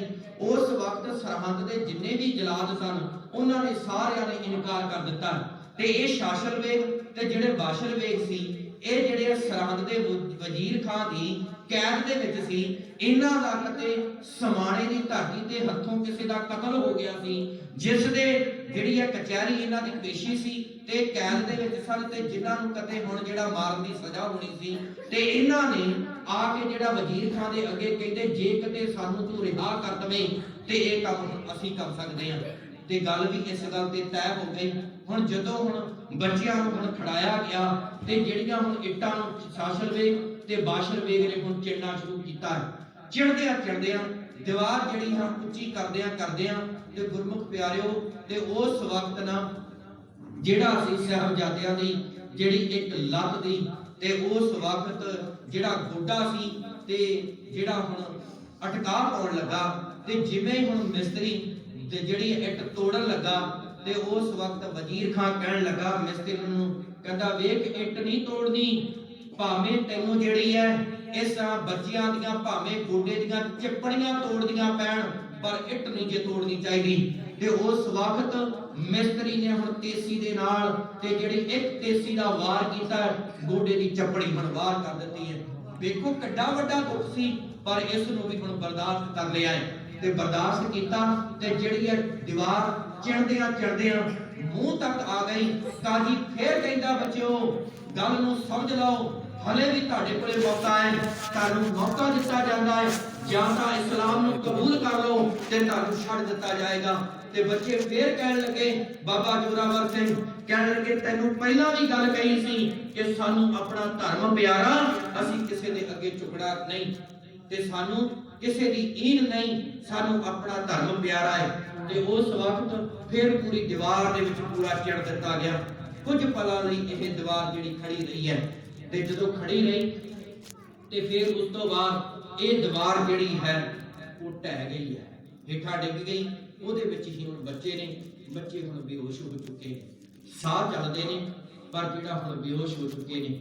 ਜਦੋਂ ਹੁਣ ਵੇਖਦਾ ਹੈ ਤੇ ਕਾਜੀ ਵੀ ਵੇਖਦਾ, ਸੁੱਚਾ ਨੰਦ ਵੀ ਵੇਖਦਾ ਹੈ, ਤੇ ਉਸ ਵਕਤ ਕਾਜੀ ਦੇ ਕਹੇ ਦੇ ਮੁਤਾਬਕ ਹੁਣ ਜਿਹੜਾ ਹੈ ਜਲਾਦਾਂ ਨੂੰ ਇਸ਼ਾਰਾ ਹੁੰਦਾ ਕਿ ਇਹਨਾਂ ਨੂੰ ਹੁਣ ਜ਼ਿਬਾਹ ਕਰਕੇ ਮਾਰ ਦਿੱਤਾ ਜਾਵੇ। ਇਸਲਾਮ ਧਰਮ ਦੇ ਵਿੱਚ ਗੁਰਮੁਖ ਪਿਆਰੇ ਤਿੰਨ ਤਰੀਕਿਆਂ ਦੇ ਨਾਲ ਮਾਰਿਆ ਜਾਂਦਾ ਹੈ, ਇੱਕ ਜ਼ੁਬਾਹ, ਇੱਕ ਜ਼ਿਬਾਹ, ਤੇ ਗੁਰਮੁਖ ਪਿਆਰੇ ਇੱਕ ਹਲਾਲ। ਹਲਾਲ ਵੀ ਕਿਸੇ ਨੂੰ ਛੁਰੀ ਰੱਖ ਕੇ ਕਲਮਾ ਪੜ੍ਹ ਕੇ ਇਸ ਤਰੀਕੇ ਦੇ ਨਾਲ ਹੌਲੀ ਹੌਲੀ ਮਾਰੋ ਕਿ ਜਾਨਵਰ ਚਾਹੇ ਕੋਈ ਵੀ ਤੜਫਦਾ ਮਰੇ, ਜਿੰਨਾ ਤੱਕ ਇਹਨਾਂ ਦੀਆਂ ਕਲਮਾਂ ਨਹੀਂ ਪੂਰੀਆਂ ਹੁੰਦੀਆਂ ਤੇ ਉਸ ਤਰੀਕੇ ਦੇ ਨਾਲ ਮਾਰਿਆ ਜਾਂਦਾ ਹੈ, ਉਹਨੂੰ ਹਲਾਲ ਕਿਹਾ ਜਾਂਦਾ ਹੈ। ਇੱਕ ਹੈ ਜ਼ਿਬਾਹ, ਕਿ ਜਦੋਂ ਹੈ ਜਿਹੜੀ ਸਾਹ ਦੀ ਰਗ ਵੱਢ ਦਿੱਤੀ ਜਾਵੇ, ਇਹਨੂੰ ਹੈ ਜ਼ਿਬਾਹ ਕਰਨਾ। ਇੱਕ ਹੈ ਜ਼ਿਬਾਹ ਕਿ ਜਦੋਂ ਦਿਲ ਹੈ ਜਿਸ ਜਗ੍ਹਾ, ਇੱਥੇ ਤੇਜ਼ ਖੰਜਰ ਮਾਰ ਕੇ ਤੇ ਜਦੋਂ ਜਿਹੜਾ ਖੰਜਰ ਦਿਲ ਦੇ ਵਿੱਚ ਅੰਦਰ ਧੱਸ ਜਾਏ ਤੇ ਇਹਨੂੰ ਜ਼ਿਬਾਹ ਕਰਨਾ। ਤੇ ਉਸ ਵਕਤ ਜਦੋਂ ਹੁਣ ਬੱਚਿਆਂ ਦੇ ਸਾਹ ਚੱਲਦੇ ਨੇ, ਪਰ ਜਿਹੜੀ ਹੈ ਸੁਰਤ ਜਿਹੜੀ ਹੈ ਸੁਰਤ ਕਰਕੇ ਨਿਢਾਲ ਹੋ ਚੁੱਕੇ ਨੇ, ਤੇ ਸਾਹ ਰੁਕਣ ਦੇ ਕਾਰਨ ਹੁਣ ਬੇਹੋਸ਼ ਹੋਏ। ਤੇ ਹੁਣ ਕਾਜੀ ਨੇ ਇਸ਼ਾਰਾ ਕੀਤਾ, ਇਸ਼ਾਰੇ ਨੂੰ ਭਾਪਦਿਆਂ ਹੋਇਆਂ ਤੇ ਹੁਣ ਜਿਹੜੇ ਆ ਸ਼ਾਸਰ ਵੇਗ ਤੇ ਬਾਸ਼ਰ ਵੇਗ ਨੇ ਬੱਚਿਆਂ ਨੂੰ ਪੁਠਾਂ ਲਟਾ ਕੇ ਤੇ ਜਿਹੜੀਆਂ ਉਹਨਾਂ ਦੀਆਂ ਬਾਹਾਂ ਪਿਛਾਂ ਮੋੜ ਕੇ ਤੇ ਉਸ ਵਕਤ ਧੌਣ ਨੂੰ ਤਾਂ ਚੱਕਦਿਆਂ ਹੋਇਆਂ ਤੇ ਖੰਜਰ ਕੱਢ ਕੇ ਉਹਨਾਂ ਦੀ ਸਾਹ ਦੀ ਨਾਲੀ ਵੱਢ ਦਿੱਤੀ ਹੈ। ਇਸ ਤਰ੍ਹਾਂ ਗੁਰਮੁਖ ਪਿਆਰਿਓ ਬੱਚਿਆਂ ਦੀਆਂ ਸ਼ਹਾਦਤਾਂ ਹੋ ਗਈਆਂ, ਜਿਸ ਨੂੰ ਦੇਖ ਕੇ ਆਸ-ਪਾਸ ਦੇ ਜਿੰਨੇ ਵੀ ਲੋਕ ਸਨ ਜਾਰੋਂ ਜਾਰ ਭੁੱਬਾ ਮਾਰ ਕੇ ਰੋਣ ਲੱਗ ਗਏ। ਤੇ ਉਸ ਵਕਤ ਵਜ਼ੀਰ ਖਾਨ ਨੇ ਇਸ ਖੜੇ ਜਿਹੜੇ ਲੋਕਾਂ ਦੇ ਵਿੱਚ ਇੱਕ ਗੱਲ ਕਹੀ, ਕਹਿਣ ਲੱਗੇ ਇਹਨਾਂ ਬੱਚਿਆਂ ਦਾ ਕੋਈ ਸੰਸਕਾਰ ਨਹੀਂ ਜੇ ਕਰੇਗਾ, ਇਹਨਾਂ ਬੱਚਿਆਂ ਦੇ ਸਰੀਰ ਨੂੰ ਕੋਈ ਵੀ ਜਿਹੜਾ ਸੰਸਕਾਰ ਨਹੀਂ ਕਰੇਗਾ, ਆਪਣੇ ਘਰ 'ਚ ਨਹੀਂ ਕੋਈ ਲੈ ਕੇ ਜਾਏਗਾ, ਤੇ ਇੱਥੇ ਹੀ ਚੌਂਕ ਦੇ ਵਿੱਚ ਇਹਨਾਂ ਬੱਚਿਆਂ ਦਾ ਜਿਹੜਾ ਹੈ ਕੁੱਤੇ ਕਾਮਾ ਬਿੱਲੇ ਜਿਹੜੇ ਹੈ ਨੋਚ ਕੇ ਮਾਸ ਖਾਣ ਲੱਗੇ। ਤੇ ਇਸ ਨਗਰ ਦਾ ਹੁਣ ਸਾਰੇ ਆਪੋ ਆਪਣੀ ਘਰੇ ਨੇ। ਤੇ ਹੁਣ ਜਿਹੜਾ ਵਜ਼ੀਰ ਖਾਨ ਜਿਹੜਾ ਆਪਣੇ ਜਿਹੜਾ ਹੈ ਮਹਿਲਾਂ ਦੇ ਵਿੱਚ ਚਲਾ ਗਿਆ। ਜਦੋਂ ਇਸੇ ਨਗਰ ਦਾ ਰਹਿਣ ਵਾਲਾ ਟੋਡਰ ਮਲ ਜਿਹੜਾ ਕਿਤੇ ਗੁਰੂ ਨਾਨਕ ਦੇ ਘਰ ਦਾ ਸ਼ਰਧਾਲੂ ਸੀ, ਉਹਨੂੰ ਪਤਾ ਲੱਗਿਆ ਤੇ ਉਸ ਵਕਤ ਉਹਨੇ ਕਿਸੇ ਤਰ੍ਹਾਂ ਗੰਢ ਤੁਕ ਕਰਕੇ ਆਪਣੇ ਵਸੀਲੇ ਵਰਤ ਕੇ ਵਜ਼ੀਰ ਖਾਨ ਦੇ ਨਾਲ ਰਾਬਤਾ ਕਹਿਤਾ ਤੇ ਵਜ਼ੀਰ ਖਾਨ ਦੇ ਨਾਲ ਤੇ ਫਿਰ ਗੱਲਬਾਤ ਕੀਤੀ ਹੈ ਕਿ ਸਾਨੂੰ ਮੈਂ ਚਾਹੁੰਦਾ ਹਾਂ ਕਿ ਮੈਂ ਇਹਨਾਂ ਦੀ ਦੇਹ ਦਾ ਸਰੀਰ ਦਾ ਜਿਹੜਾ ਸੰਸਕਾਰ ਕੀਤਾ ਜਾਏ। ਕਹਿਣ ਲੱਗਾ ਨਹੀਂ, ਮੈਂ ਕਿਤੇ 1 ਇੰਚ ਵੀ ਜਗ੍ਹਾ ਜਿਹੜੀ ਹੈ ਇਹਨਾਂ ਨੂੰ ਨਹੀਂ ਦਿੱਤੀ ਜਾਏਗੀ ਮੁਗਲ ਸਲਤਨਤ ਵੱਲੋਂ। ਤੇ ਉਸ ਵਕਤ ਕਹਿਣ ਲੱਗਾ ਇਹਦਾ ਮੈਂ ਮੁੱਲ ਤਾਰ ਦਵਾਂਗਾ, ਇਸ ਜ਼ਮੀਨ ਨੂੰ ਕਦੇ ਤੁਸੀਂ ਮੈਨੂੰ ਦੇ ਦਿਓ, ਜਿੰਨੀ ਕਦੇ ਤੁਹਾਨੂੰ ਇਹਦੇ ਇਵਜ਼ ਦੇ ਵਿੱਚ ਜਿਹੜੀ ਹੈ ਮੁੱਲ ਚਾਹੀਦਾ ਉਹ ਮੈਂ ਦੇ ਦਵਾਂਗਾ। ਪਰ ਜਿੱਤੇ ਰੱਖੀਏ, ਜਿਵੇਂ ਪਹਿਲਾਂ ਵੀ ਅਰਜ਼ ਕੀਤੀ ਹੈ, ਜਿੰਨੀਆਂ ਸਰਕਾਰਾਂ ਕਪਟੀ ਹੋਣਗੀਆਂ, ਜਿੰਨੀਆਂ ਸਰਕਾਰਾਂ ਲਾਲਚੀ ਹੋਣਗੀਆਂ, ਜਿਹੜੀਆਂ ਜਬਰੀ ਹੋਣਗੀਆਂ, ਉਹ ਤੋਂ ਕਿਤੇ ਵੱਧ ਕੇ ਸਰਕਾਰਾਂ ਫਿਰ ਲਾਲਚੀ ਵੀ ਹੋਣਗੀਆਂ। ਜਦੋਂ ਹੁਣ ਪ੍ਰਸਤਾਵ ਵੇਖਿਆ ਕਿ ਧਨ ਦੌਲਤ ਦੀ ਗੱਲ ਤੁਰੀ ਤੇ ਕਹਿਣ ਲੱਗੇ ਠੀਕ ਹੈ, ਫਿਰ ਜਿੰਨੀ ਤੁਹਾਨੂੰ ਜ਼ਮੀਨ ਚਾਹੀਦੀ ਹੈ ਤੁਹਾਨੂੰ ਦੇ ਦਿੱਤੀ ਜਾਏਗੀ ਸੰਸਕਾਰ ਕਰਨ ਦੇ ਲਈ, ਪਰ ਉਹਦੇ ਲਈ ਤੁਹਾਨੂੰ ਸੋਨੇ ਦੀਆਂ ਮੋਹਰਾਂ ਜਿਹੜੀਆਂ ਦੇ ਮੁਤਾਬਕ ਸੋਨੇ ਦੀਆਂ ਮੋਹਰਾਂ ਜਿਹੜੀਆਂ ਪਾ ਕੇ ਜਿੰਨੀ ਜ਼ਮੀਨ ਤੁਹਾਨੂੰ ਚਾਹੀਦੀ ਹੈ ਤੇ ਉਹਦਾ ਮੁੱਲ ਤਾਰਨਾ ਪਵੇਗਾ। ਤੇ ਟੋਡਰ ਮਲ ਨੇ ਕੀ ਕੀਤਾ, ਆਪਣੇ ਘਰ ਦੇ ਵਿੱਚ ਜਿੰਨੀ ਜ਼ਮੀਨ ਸੀ, ਟੋਡਰ ਮਲ ਦੇ ਗੁਰਮੁਖ ਪਿਆਰੇ ਜਹਾਜ਼ ਚੱਲਦੇ ਸਨ, ਤੇ ਟੋਡਰ ਮਲ ਨੇ ਆਪਣੀ ਜਹਾਜ਼ ਗਿਰਵੀ ਕਰਤੇ, ਆਪਣੀ ਹਵੇਲੀ ਗਿਰਵੀ ਕਰ ਦਿੱਤੀ, ਇੰਨਾ ਧਨ ਇਕੱਠਾ ਕਰਕੇ। ਤੇ ਜਦੋਂ ਹੁਣ ਦਰਬਾਰ ਦੇ ਵਿੱਚ ਆਇਆ ਵਜ਼ੀਰ ਖਾਨ ਦੇ ਕੋਲ, ਸੁੱਚਾ ਨੰਦ ਨੇ ਆਪਣੀ ਚਲਾਕੀ ਤੇ ਚਤਰਤਾਈ ਕਰਦਿਆਂ ਹੋਇਆਂ ਜਿਵੇਂ ਹੀ ਟੋਡਰ ਮਲ ਨੇ ਤੇ ਲੰਬੇ ਤੌਰ ਤੇ ਅਸ਼ਕਤੀਆਂ ਨੂੰ ਸੋਨੇ ਦੀਆਂ ਮੋਹਰਾਂ ਨੂੰ ਟਿਕਾਣਾ ਸ਼ੁਰੂ ਕਰ ਦਿੱਤਾ। ਤੇ ਜਿਹੜਾ ਸੁੱਚਾ ਨੰਦ ਕਹਿਣ ਲੱਗਾ ਲੰਬੇ ਤੌਰ ਤੇ ਨਹੀਂ, ਜਿਹੜੀਆਂ ਅਸ਼ਰਫੀਆਂ ਨੂੰ ਖੜਵੀਆਂ ਰੱਖ ਕਰਕੇ ਤੇ ਉਹਦਾ ਨਾਪ ਤੋਲ ਕਰ ਤੇ ਉਸ ਮੁਤਾਬਕ ਤੈਨੂੰ ਜ਼ਮੀਨ ਦਿੱਤੀ ਜਾਏਗੀ। ਤੇ ਫਿਰ ਉਸ ਵਕਤ ਅਸ਼ਰਫੀਆਂ ਨੂੰ ਖੜਵੇਂ ਤੌਰ ਤੇ ਨਾਲ ਟਿਕਾ ਕੇ ਤੇ ਗੁਰਮੁਖ ਪਿਆਰੇ 4x4 ਦੀ ਜ਼ਮੀਨ ਦਾ ਮੁੱਲ ਤਾਰਿਆ ਗਿਆ। ਤੇ ਉਸ ਵਕਤ 78000 ਸੋਨੇ ਦੀਆਂ ਮੋਹਰਾਂ ਜਿਹੜੀਆਂ ਚਿਣੀਆਂ ਗਈਆਂ ਸੀ। ਕਦੇ ਅੱਜ ਦੇ ਮੁਤਾਬਕ ਦੇਖੀਏ ਤੇ ਗੁਰਮੁਖ ਪਿਆਰਿਓ, ਉਹਦੀ ਕੀਮਤ ਅੱਜ ਕਦੇ ਕੀਮਤ ਦਾ ਅੰਦਾਜ਼ਾ ਲਾਈਏ ਤੇ ਉਸ ਵਕਤ ਦੇ ਮੁਤਾਬਕ, ਅੱਜ ਦੇ ਰੁਪਈਏ ਦੇ ਮੁਤਾਬਕ ਉਸ ਜ਼ਮੀਨ ਦਾ ਮੁੱਲ ਜਿਹੜੀ 4x4 ਦੀ ਸੀ ਤੇ ਉਹ ਗੁਰਮੁਖ ਪਿਆਰਿਓ 2 ਕਰੋੜ ਤੇ 2.5 ਅਰਬ ਕਰੋੜ ਦੀ ਹੈ। 2 ਅਰਬ 2.5 ਕਰੋੜ ਦੀ ਜ਼ਮੀਨ ਹੈ। ਇੰਨਾ ਮੁੱਲ, ਦੁਨੀਆ ਦੀ ਸਭ ਤੋਂ ਮਹਿੰਗੀ ਜ਼ਮੀਨ ਹੈ 4x4 ਦੀ। ਕਿੰਨੀ ਕੁ ਜ਼ਮੀਨ ਹੋਏਗੀ? ਤੇ ਗੁਰਮੁਖ ਪਿਆਰਿਓ, ਇੱਥੇ ਫਿਰ ਜਿਹੜਾ ਹੈ ਜ਼ਮੀਨ ਖਰੀਦ ਕੇ ਜਿਹੜਾ ਭਾਈ ਟੋਡਰ ਮੱਲ ਨੇ ਸਾਹਿਬਜ਼ਾਦਿਆਂ ਦਾ ਸੰਸਕਾਰ ਕੀਤਾ ਤੇ ਜਿੱਥੇ ਗੁਰਦੁਆਰਾ ਅੱਜ ਕੱਲ ਜੋਤੀ ਸਰੂਪ ਹੈ। ਇੱਕ ਪੱਖ ਇਤਿਹਾਸ ਦਾ ਹੋਰ, ਜਿਸ ਵਕਤ ਛੋਟੇ ਸਾਹਿਬਜ਼ਾਦਿਆਂ ਦੀ ਹੁਣ ਗੁਰਮੁਖ ਪਿਆਰਿਓ ਸ਼ਹਾਦਤ ਹੋ ਗਈ ਹੈ, ਸੁੱਚਾ ਨੰਦ ਤੁਰਨ ਲੱਗਿਆ, ਵਜ਼ੀਰ ਖਾਨ ਤੁਰਨ ਲੱਗਿਆ। ਸੁੱਚਾ ਨੰਦ ਕਹਿਣ ਲੱਗਾ ਇਹਨਾਂ ਦੀ ਹੁਣ ਮਾਂ ਦਾ ਕੀ ਕਰਨਾ ਹੈ? ਤੇ ਕਾਜੀ ਕਹਿਣ ਲੱਗਾ ਵੀ ਬੁੱਢੜੀ ਮਾਂ ਹੈ ਤੇ ਉਮਰ ਦਾ ਤਕਾਜ਼ਾ ਗੁਰਮੁਖ ਪਿਆਰਿਓ 82 ਸਾਲ ਦਾ ਹੈ। 1621, ਦੇਖੋ ਕਿੱਡਾ ਵੱਡਾ ਇਤਫਾਕ ਹੈ। 1621 ਦੇ ਵਿੱਚ ਹੀ ਮਾਤਾ ਗੁਜਰ ਕੌਰ ਦਾ ਜਿਹੜਾ ਹੈ ਜਨਮ ਹੈ। 1621 ਦੇ ਵਿੱਚ ਹੀ ਗੁਰੂ ਤੇਗ ਬਹਾਦਰ ਪਾਤਸ਼ਾਹ ਜੀ ਦਾ ਜਨਮ ਪ੍ਰਕਾਸ਼ ਹੈ। ਤੇ ਗੁਰਮੁਖ ਪਿਆਰਿਓ, ਉਮਰ ਦਾ ਤਕਾਜ਼ਾ 82 ਤੇ 83 ਸਾਲ ਦਾ। ਤੇ ਉਸ ਵਕਤ ਕਾਜੀ ਕਹਿਣ ਲੱਗਾ ਬੁੱਢੜੀ ਮਾਂ ਹੈ, ਕਹਿੰਦਾ ਇਸ ਵਕਤ ਕਦੇ ਕੀ ਹੈ, ਕਦੇ ਆਪਣੇ ਕਦੇ ਹੱਡ, ਕਦੇ ਗੋਡੇ ਰਗੜਾਦੀ, ਕਦੇ ਇਹਨੂੰ ਛੱਡ ਦਿਓ, ਕਦੇ ਛੱਡ ਦਿਓਗੇ ਤੇ ਕੰਧਾਂ 'ਚ ਟੱਕਰਾਂ ਮਾਰਦੀ ਬਰਲਾਪ ਕਰਦੀ ਆਪੇ ਹੀ ਇਹ ਮਰ ਜਾਏਗੀ। ਤੇ ਉਸ ਵਕਤ ਸੁੱਚਾ ਨੰਦ ਕਹਿਣ ਲੱਗਾ ਨਹੀਂ, ਕਹਿੰਦਾ ਇਹਨੂੰ ਛੱਡਣਾ ਨਹੀਂ, ਕਹਿੰਦਾ ਇਹਨੂੰ ਵੀ ਜਿਹੜਾ ਕਤਲ ਕਰ ਦੇਣਾ ਚਾਹੀਦਾ ਹੈ। ਉਸ ਵਕਤ ਵਜ਼ੀਰ ਖਾਨ ਕਹਿਣ ਲੱਗਾ ਕਿਉਂ? ਕਹਿਣ ਲੱਗਾ ਤੁਸੀਂ ਵੇਖਿਆ ਨਹੀਂ ਆ ਕਦੇ ਉਮਰਾਂ ਜਿਨ੍ਹਾਂ ਨੂੰ ਕਦੇ ਸੋਚਦੇ ਸਾਂ ਕਦੇ ਇਹ ਕਦੇ 7 ਸਾਲ ਤੇ 9 ਸਾਲ ਦੀਆਂ ਉਮਰਾਂ ਸਾਡੀਆਂ ਗੱਲਾਂ 'ਚ ਆ ਜਾਣਗੇ, ਸਾਡੇ ਭੁਲੇਚੇ ਦੇ ਵਿੱਚ ਆ ਜਾਣਗੇ, ਉਹ ਇਹ ਤਾਂ ਸਾਡੇ ਸਾਹਮਣੇ ਅੜੇ ਰਹੇ ਖੜੇ ਰਹੇ ਪਰ ਚੁੱਕੇ ਨਹੀਂ। ਇਹਨਾਂ ਦੇ ਪਿੱਛੇ ਜੇ ਕੋਈ ਤਾਕਤ ਸੀ, ਜੇ ਕੋਈ ਸਿੱਖਿਆ ਸੀ, ਉਹ ਇਹਨਾਂ ਦੀ ਦਾਦੀ ਦੀ ਮਾਂ ਦੀ ਸਿੱਖਿਆ ਸੀ। ਕਹਿਣ ਲੱਗੇ ਜੇ ਕਦੇ ਇਹਨੂੰ ਛੱਡ ਦਿੱਤਾ ਗਿਆ, ਬਾਹਰ ਜਾ ਕੇ ਕਦੇ ਸਿੱਖਾਂ ਨੂੰ ਇਕੱਠੇ ਕਰਕੇ ਫੇਰ ਪਤਾ ਨਹੀਂ ਉਹ ਜੇ ਜਜ਼ਬਾਤ ਪੈਦਾ ਕਰਦਾ ਤੇ ਪਤਾ ਨਹੀਂ ਕਿੱਡੀ ਕਿ ਜਿਹੜੀ ਸਿੱਖਾਂ ਦੀ ਸਲਤਨਤ ਕਾਇਮ ਕਰ ਲਏਗੀ। ਤੇ ਉਸ ਵਕਤ ਜਿਹੜਾ ਹੈ ਤੇ ਸੁੱਚਾ ਨੰਦ ਦੇ ਜਿਹੜੇ ਹੈ ਫਰਮਾਏ ਹੋਏ ਤੇ ਉਸ ਵਕਤ ਵਜ਼ੀਰ ਖਾਨ ਹੁਕਮ ਕਰਦਾ ਹੈ ਸਿਪੇ ਸਲਾਰਾਂ ਨੂੰ ਕਿ ਇਹਨਾਂ ਦੀ ਦਾਦੀ ਮਾਂ ਦਾ ਵੀ ਕਤਲ ਕਰ ਦਿੱਤਾ ਜਾਏ। ਪਰ ਇੱਥੇ ਕਈ ਇਤਿਹਾਸਕਾਰਾਂ ਨੇ ਇਨਸਾਫ ਨਹੀਂ ਜੇ ਕੀਤਾ। ਕਈ ਲੇਖਕਾਂ ਨੇ ਇੰਨੀ ਗੱਲ ਲਿਖ ਦਿੱਤੀ ਹੈ, ਕਹਿਣ ਲੱਗੇ ਕਿ ਜਿਵੇਂ ਦਾਦੀ ਮਾਂ ਨੂੰ ਖਬਰ ਪਤਾ ਲੱਗੀ, ਦਾਦੀ ਮਾਂ ਨੇ ਅੰਤਰ ਧਿਆਨ ਹੋ ਕੇ ਆਪਣੇ ਸਵਾਸ ਹੀ ਚੜਾ ਦਿੱਤੇ। ਕਈ ਇਤਿਹਾਸਕਾਰਾਂ, ਕਈ ਲੇਖਕਾਂ ਨੇ ਗੱਲ ਲਿਖੀ ਹੈ ਕਿ ਜਿਹੜਾ ਜਿਵੇਂ ਦਾਦੀ ਮਾਂ ਨੂੰ ਖਬਰ ਪਤਾ ਲੱਗੀ, ਦਾਦੀ ਮਾਂ ਨੇ ਠੰਡੇ ਬੁਰਜ ਦੀ ਦੀਵਾਰ ਤੋਂ ਛਾਲ ਮਾਰ ਕੇ ਤੇ ਗੁਰਮੁਖ ਪਿਆਰ ਆਤਮਦਾਹ ਕਰ ਲਿਆ। ਤੇ ਜਦੋਂ ਦਾਦੀ ਮਾਂ ਗੁਜਰ ਕੌਰ ਦੇ ਤੁਸੀਂ ਇਤਿਹਾਸ ਨੂੰ ਪੜੋਗੇ ਨਾ, ਇਹ ਗੱਲ ਮੰਨਣ ਤੇ ਨਹੀਂ ਆਉਂਦੀ। ਕਿਉਂ? ਦਾਦੀ ਮਾਂ ਕਦੇ ਉਹਦਾ ਜੀਵਨ ਨੇੜੇ ਹੋ ਕੇ ਵੇਖਿਓ। ਵਿਆਹ ਹੁੰਦਾ ਹੈ ਆਨੰਦ ਕਾਰਜ ਗੁਰੂ ਤੇਗ ਬਹਾਦਰ ਪਾਤਸ਼ਾਹ ਜੀ ਦੇ ਨਾਲ। ਉਮਰ ਦਾ ਤਕਾਜ਼ਾ ਸਾਲ ਹੈ ਗੁਰਮੁਖ ਪਿਆਰਿਓ 1634 ਤੇ ਤਕਰੀਬਨ 32 ਸਾਲ ਬਾਅਦ ਮਾਤਾ ਗੁਜਰ ਕੌਰ ਦੀ ਕੁੱਖ ਹਰੀ ਹੁੰਦੀ ਹੈ। 32 ਸਾਲ ਬਾਅਦ ਕਿਸ ਤਰ੍ਹਾਂ ਦਾ ਸਰਲ ਹੋਏਗਾ। ਅੱਜ ਅਸੀਂ ਨਾ ਆਪਣੇ ਬੱਚੀਆਂ ਦਾ ਵਿਆਹ ਕਰਦੇ ਆ, ਇੱਕ ਸਾਡਾ ਸਮਾਜ ਹੈ ਤੇ ਆਸ ਹੈ ਕਿ ਜਿਹੜਾ ਹੈ ਵੀ ਛੇਤੀ ਤੋਂ ਛੇਤੀ ਦਾਦਾ ਦਾਦੀ ਬਣ ਜਾਈਏ, ਨਾਨਾ ਨਾਨੀ ਬਣ ਜਾਈਏ। ਇੱਕ ਆਸ ਹੈ, ਇੱਕ ਚਾਹ ਹੈ। ਤੇ ਜੇ ਕਿਤੇ ਇਸ ਦੇ ਵਿੱਚ ਦੇਰੀ ਹੋ ਜਾਏ ਨਾ ਤੇ ਅਕਸਰ ਸਾਡਾ ਸਮਾਜ ਜਿਹੜਾ ਕੁਸਰ ਗੱਲਾਂ ਤਰ੍ਹਾਂ ਦੀਆਂ ਕਰਨ ਲੱਗ ਜਾਂਦਾ। ਤਰ੍ਹਾਂ ਦੀਆਂ ਗੱਲਾਂ ਤੇ ਕਿਸ ਤਰ੍ਹਾਂ ਦੇ ਜਿਹੜੇ ਸ਼ਬਦ ਕਤੇ ਉਸ ਜਿਹੜੀ